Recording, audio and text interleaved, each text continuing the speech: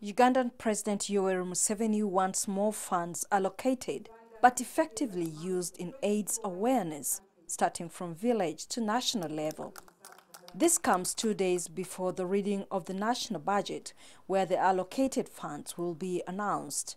Like he has indicated in his program, he's going to go to the regions, and that's why the reason he called leaders from the other regions. So when he goes to each region, each of the district leaders, the RDCs, the cultural leaders, the political leaders will have to account what they have been doing over the period, what their efforts are, and he will resound the message again. So it's about acceleration, it's about enhancing, revitalizing efforts, and consolidating where we are doing well.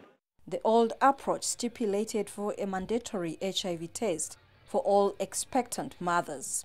The shame and the denial and the discrimination that lives around AIDS, that it discourages people to test, and when they test, they don't open up, and when they open up too late.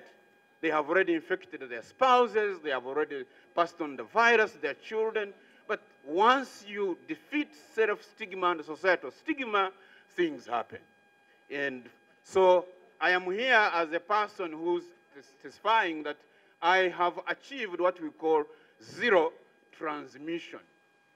That in my 25 years of HIV, no person in the world has my virus. But now the government wants all Ugandans tested with the newly launched master plan, as well as increasing the elimination of mother-to-child infections. First of all, we would like by 2020 to ensure that 90% of all people who are living with HIV know their HIV status. That's the immediate target.